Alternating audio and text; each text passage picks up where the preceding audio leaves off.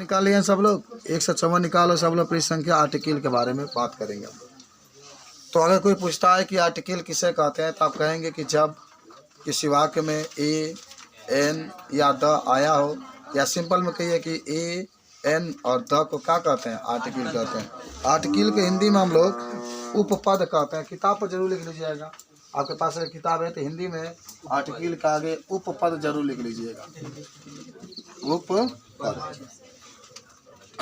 तो पहला आपके डिफिनेशन में लिखो कि जब किसी वाक्य में ए कमा करके एन कमा करके द में से कोई आया हो तो उसे आर्टिकल कहते हैं। सब लोग को याद हुआ ना कि ए, एन या द आया हो तो उसे आर्टिकल कहा जाता है। सिंपल सा परिभाषा कि जब कोई भी वाक्य है, उस वाक्य में ए, एन या द आया हो तो उसी को हम लोग कहते हैं आर्टिकल। क्या कहेंगे उसको? आर्टिकल कहते हैं। तो ये आर्टिकल की परिभाषा रहा, ठीक है। अब हम लोग आर्टिकल के परिभाषा के बाद आगे जब बढ़ेंगे तो आपके पास आता है आर्टिकल के प्रकार। आर्टिकल के प्रकार देखिए, आर्टिकल जो होते हैं दो प्रकार के होते हैं। आर्टिकल आपसे कोई पूछे कितने प्रकार के होते हैं, तो आप कहेंगे आर्टिकल दो प्रकार के होते हैं, एक डिफिनिट आर्टिकल और एक इनडिफिनिट आर्टिकल। डिफिनिट माने जो निश्चित होता है, जिसमें केवल द आता है, और इनडिफिनिट में जो बदलता रहता है, निश्चित होता है, ए और एन होता है। तो आप लिखिए आर्टिकल दो प्रकार के होता है। आर्टिकल दो प्रकार के होते हैं। देखो ये इंटर में आपको मिलेगा, मैं आपको इंटर से के किताब से पढ़ा रहा हूँ। जब आप आगे जाएंगे, पहले आपकी किताब में नहीं था, लेकिन नए जो किताब लाया उसमें रख दिया है कि बाद में आपको दिक्कत नहीं। चलिए, आर्टिकल दो प्रकार के होते हैं। पहला जो होता है उसका नाम होता है डिफिनिट आर्टिकल। डिफिनिट आर्टिकल, ठीक है, सब लोग याद करो। डिफिनिट आर्टिकल याद हो गया होगा। डिफिनिट आर्टिकल जिसको आप हिंदी में कहते हैं निश्चित उपपद।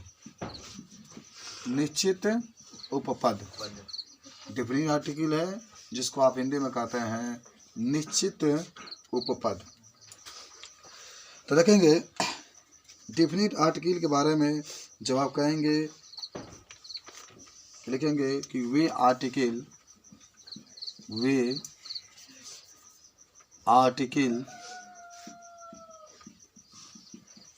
जिसका प्रयोग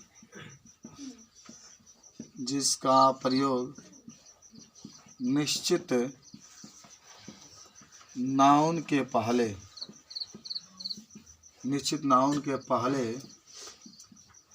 किया जाता है तो उसे डिफिनिट आर्टिकल कहते हैं। निश्चित नाउन के पहले किया जाता है तो उसे डिफिनिट आर्टिकल कहते हैं। आप एग्जाम्पल में द लिख सकते हैं, यही तो एक है बस। द जो होगा वो आपका डिफिनिट आर्टिकल है। ये किसी निश्चित नाउन के पहले किया जाता है। मैं आपको बताऊंगा कि आखिर द का प्रयोग कहाँ कहाँ किया जाता है। जो संसार में अकेला है उसके पहले करेंगे। ए बाबू कुणाल, उधर कहाँ देख रहा है? संसार में अकेला है उसके लिए द का प्रयोग करेंगे। चाँद अकेला उसके लिए द का, उसके पहले द का प्रयोग। सूरज अकेला उसके पहले द का प्रयोग। पृथ्वी अकेला उसके पहले द। पवित्र जो ग्रंथ है जैसे कुरान हुए, रामायण हुए, महाभारत हुए, उसके पहले द का प्रयोग किया जाता है। हिमालय पर्वत हुआ, संसार में जो अकेला नदी है उसके लिए भी द का प्रयोग करेंगे। पहले आपको मैं परिचय करा रहा हूँ कि क्या होता है आर्टिकल, क्या होते हैं डिफिनिट आर्टिकल, उसके बाद सब लोग धीरे धीरे इसको पढ़ाई करेंगे। चलिए अगला लिखेंगे आप इनडिफिनिट आर्टिकल। दूसरा आपका हेडिंग रहेगा इनडिफिनिट आर्टिकल। दूसरा आपका रहेगा इंडेफिनिट आर्टिकल। सबको याद होना चाहिए, बहुत आसान सा ये टॉपिक आपका है, पहले था नहीं अब ला दिया है, लेकिन आप जब 6 से 8 में पढ़ते होंगे तो आप जरूर इसके बारे में पढ़े होंगे। तो देखिए इंडेफिनिट को आप हिंदी में भी लिख सकते हैं, इसको अनिश्चित उपपद कहते हैं, अनिश्चित उपपद। सबको याद हो गया होगा, बहुत सिंपल था ये, अनिश्चित उपपद कहा जाता है। इस समय हम लोग लेसन नंबर जो भी आपकी किताब में होगा उसको पढ़ाई कर रहे हैं। लिखिए, लिख लेंगे कि ए और एन अनिश्चित आर्टिकल हैं,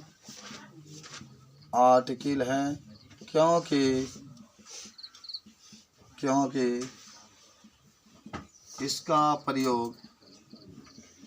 इसका प्रयोग